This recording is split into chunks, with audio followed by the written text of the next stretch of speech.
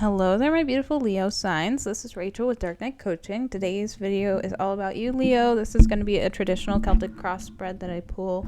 Sometimes clarifier cards come flying out, so I take those as they come.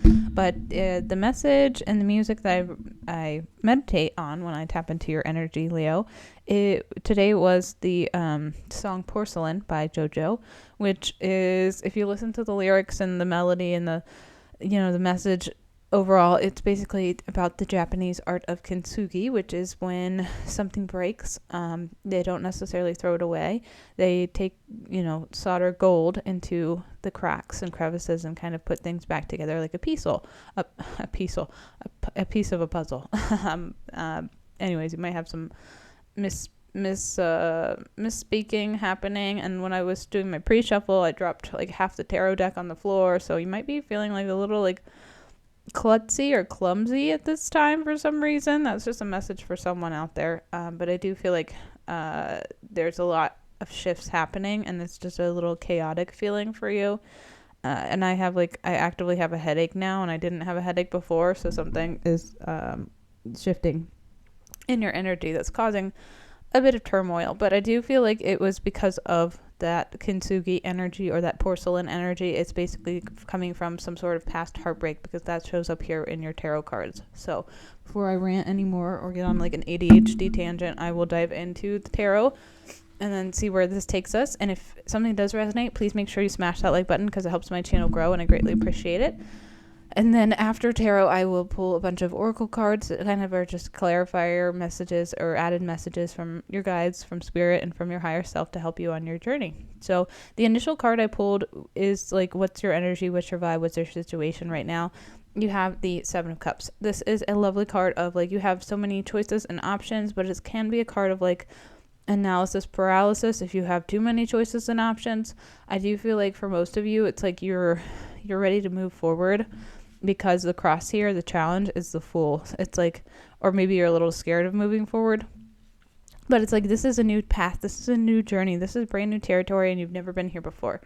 Sometimes that's terrifying, sometimes it's exciting, sometimes it's a little bit of both. But I do feel like in your foundation here, you were waiting for someone or something to change, and I don't feel like that happened. So now you're changing yourself. So with the Three of Wands, that's a card of waiting.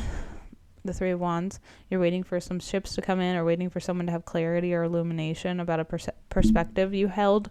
But this is tied to your belief systems, your values, your morals, your ethics, those sorts of things, because the Seven of Wands here is here. Now, this doesn't have to be a love situation. This could be a friendship. This could be a work situation, or like some sort of connection where you've had to work with somebody in regards to, I don't know, co-parenting even could be relevant, but it's definitely like where you had to work together on something, and it's like you were not seeing eye to eye, and you kept waiting for that other person to come around to see your side of things, to see it from your angle, and you explained it, I feel like, in a million different ways, because you're a Leo and you're very like, communicative usually and fierce. But I don't feel like they came around, and at some point you finally just like almost like threw in the towel. But with that came heartbreak, because you have the Three of Swords here. See, I'm dropping stuff again. Gosh, okay. You have the Three of Swords here in your energy. So, I don't know. There's just something dropped. Your heart dropped. Your heart sank. Maybe that's the little message there with that falling out of my hands. But I do feel like you have learned a lesson, and you've closed out a cycle, but it's also left you in this like independent energy. The Nine of Pentacles it can be you're like single. It can also be like you're just maybe spoiling yourself or spending a lot of money on something, or you're just trying to pursue your creative ventures or something to do with a business on your own. But your near future card is the Ace of Wands. This is a card of like passionate, fiery energy. So you have a spark. It's still there. I do feel like you're being tested at this time to see how much effort and time you want to put into transmuting the past pain of heartbreak and turning it into something beautiful. And the Ace of Wands is just an opportunity to do that. So maybe you're going to sign up for a new hobby. Maybe you're going to take a class. Maybe you're going to learn something new. But whatever it is, it's going to be like this creative spark for you. And I think it's going to lead to a lot of good things in the future. Now, the power in your situation here is all about perception. You have 2 nines, the 9 of Pentacles and the 9 of Wands. So it's like you're at the end of a cycle for sure. You're almost closing it out completely. But the 9 of Wands is like wounded warrior energy. So you can view this heartbreak as like you were a victim of love, you were a victim of someone else, or you can view it as a lesson and kind of move forward out of that like martyrdom mode into something that's more positive and less toxic. Because when we find ourselves in toxic relationships, sometimes we will blame the other person for everything that went wrong instead of taking accountability. In any relationship, be it friendship or love, is 50-50. So like you are 50% responsible for your part that you play in it, and whether that's just staying and participating too long or ignoring red flags, you're still part of the equation there. So like you are the common denominator in your life, so don't forget that. And I don't say that as like a slap in the face, which sometimes it can feel like. It's also just like you have the power to shift yourself out of a situation that's not serving you. You have the power to change this like 9 of Wands energy, so that way you're not still this wounded warrior in the next relationship, in the next cycle. Like you're gonna move out of it. That's where I'm trying to head. I'm trying to head you into healing, and that can only come through self-awareness and reflection and forgiveness, and that only comes through understanding not only yourself but sometimes other people. And sometimes you're not always able to forgive, so like don't you can try, but you don't have to. It's not required. So just keep that in mind as you do your healing. Now, in your the people around you, how do they see you? I do feel like they see you as very like giving and loving and community building. That's what the 3 Pentacles is. It's a very community focused card. So whatever this Ace of Wands is, it might just get you more involved with your community. Maybe you're going to volunteer at the food bank or something like that, or build houses or something along those lines. The next card I have is what's your hopes and your fears? Ace of Swords. This is a card about being authentically you. This is also about having honest conversations. So maybe you're afraid of speaking your truth. Maybe you're afraid of the damage that the truth does. But when we're afraid to speak the truth, or we're afraid of living authentically, it's based on some sort of wound, most likely from childhood, where we're afraid of being abandoned or neglected if we're honest and open, because maybe our parents were not open and receptive to honesty. Because a lot of adults, period, don't care for honesty. They would rather have, sweet lies than the ugly truth. So I do feel like that is a message meant for someone. And if that's for you, please make sure you smash that like button. Now, the outcome here is the World. I love this card and the outcome for you, Leo, because this is just like full-fledged completion. You are ending a cycle because you have gotten like a certain level of awareness, a certain level of elevation, that you're moving out of this like cycle of repeat of being like heartbroken when it comes to love or relationships or friendships. Like you're not going to fully invest in something where there's no return. And I don't say that in like a transactional way. Even though energy is transactional, it doesn't have to always be like this 50-50, but there does need to be some sort of harmony and balance when it comes to any sort of relationship, be it a work relationship, a friendship, or a love, or even a mother, father, parent, daughter, whatever it is. There needs to be harmony and balance there, and that's going to be a level that's up to you. But I do feel like you've learned a lot from your past. Now, in your subconscious energy, you do have another great card. This is the 6 of Swords. You're sailing away out of choppy seas into calmer waters. Everything is as it should be. But I pulled a clarifier on it. There is something you maybe don't see yet, but I do feel like there's going to be a lot of revelations or a lot of clarity coming with the moon cycles. So we have like 3 moons in November. The first one I think is in Scorpio, the second one is in Taurus, and the third one is in Sagittarius. So Leo, you might want to check and see where those things fall in your chart, but there's going to be a lot of shifts and a lot of changes that happen for the collective generally. But hopefully, I'm really, really praying that there's a couple good whiffs of good energy that just like come for us all, because the winds of change are here. It just sometimes takes a while for change to really be absorbed, and I do feel like we're all going through some sort of transitional process of growth, not only on a spiritual level, but on a interconnectedness level in the 3D realm of our human connections. So I do feel like it's going to be an impactful shift that happens in November. Now, you have cards about manifestation. You also have cards about not for you. So there's some sort of option here, Leo, when you have all of those cups. There's an option that's not a great option. So be careful what you're choosing when it comes to a creative venture or maybe even a love option. If there's somebody coming in, I'm getting it's not a great idea.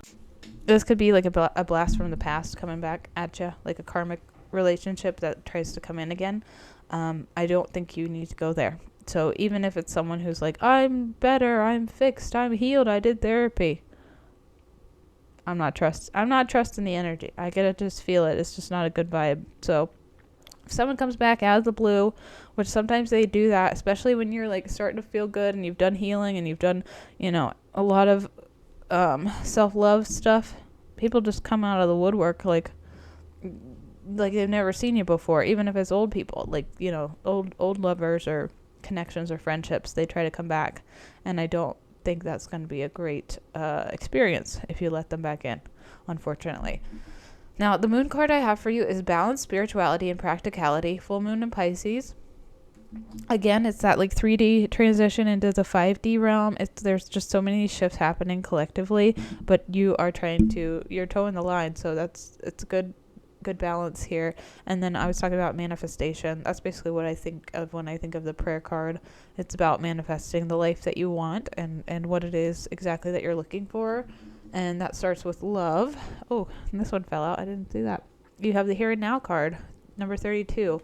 That again is also tied to the balance, spirituality with practicality. It's like you can't live too much in your spiritual practice. You have to also be responsible enough to function in the 3D world too, and that can also be a little bit challenging when you are out of the matrix and then you still have to be in the matrix to survive in the matrix, but you hate the matrix. So it's you have to kind of take the good with the bad and step up and be in this independent energy so you can have a solid foundation for yourself, for your future, for your family. Now, the third eye intuition card I have says act. It says, is there something you want to do but you're holding yourself back? Think carefully and clearly and go with your gut and have a backup plan just in case. Again, I just feel like that's tied to all these options. You have so many choices. You don't maybe know which one you're going to do, but it's about discernment and it's about listening to that inner knowing. And you can do that through meditation, but it's also through doing it. You're doing it through trusting yourself. And, maybe this is a little test to see what you pick, to see if you're on the right trajectory. And if you're not on the right trajectory, the universe has a lovely way of knocking you down a peg and then putting you back on the path that they think you should be on, or, the path that you've spiritually agreed to be on when you signed up for this life. So it says you have a strong connection of your soul's loving voice and you have faith in your intuition. Sometimes spirit will send us people back into our lives, or new people, which is kind of like putting lipstick on a different pig to see if we're still stupid, to see if we still go through the same karmic lessons.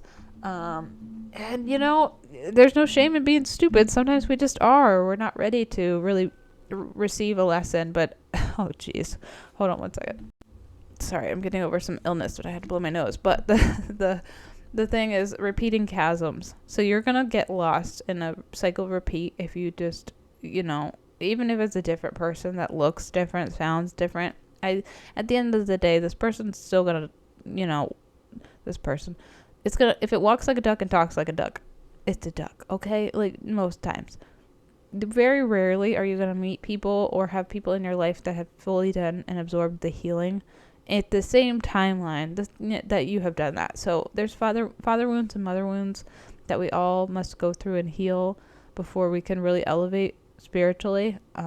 And sometimes people think that they've done it, but they haven't really done the work until you dive deep into the subconscious psyche and you dive deep into the traumas and the shadows and, A lot of times we think we did something, or we promise ourselves we're changing, but it's really kind of like these little little lies we tell ourselves to cope, to get along. And I do feel like, spirit, your angels, your guides, yourself is guiding you out of that cycle. It says sometimes you fall into the swirling, unknowable darkness, and the only way forward is to accept the truth of the present moment and trust in your inner knowing.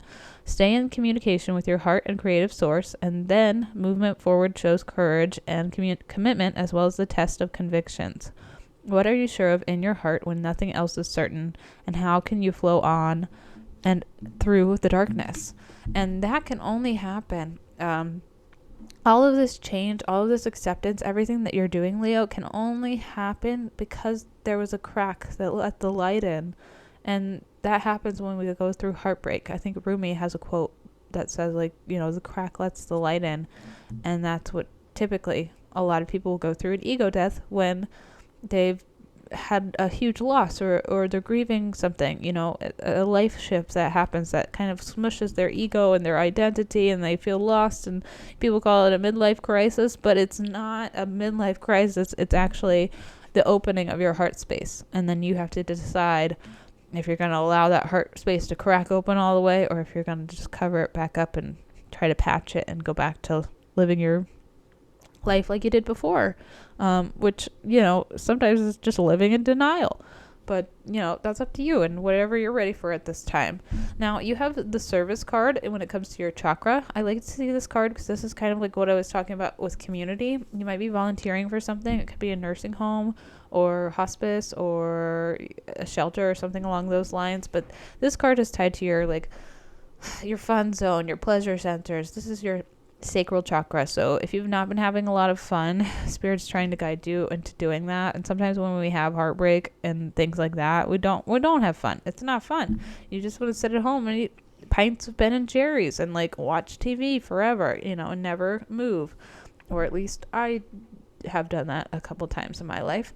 So don't forget that you have value in this world, Leo. Everyone does, even if we don't necessarily see it. It's not our job to see it. I don't know whose job it is, because that's above my spiritual pay grade, but everyone has purpose here, whether we want them to or not. So just make sure you're appreciating the value that you do add to your life or to someone else's life, even if it's a cat, even if it's a dog, even if it's a hamster, whatever, you still add value to somebody. So don't ever forget that. Now, the card you have now is time. So time has a wonderful way of showing you what really matters. And if you have a hard time discerning this Seven of Cups energy, what do I choose? Try to really go within and meditate and give yourself a timeline. If it's urgent, then you have to kind of make a decision quickly. So use discernment here, because I can't give you a specific, give yourself 7 weeks to pick.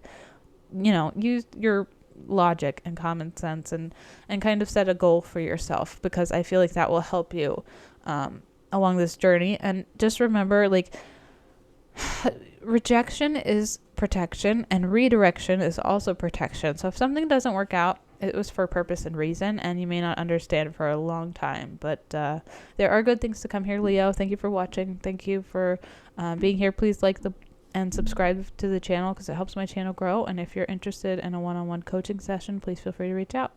I'll see you next time.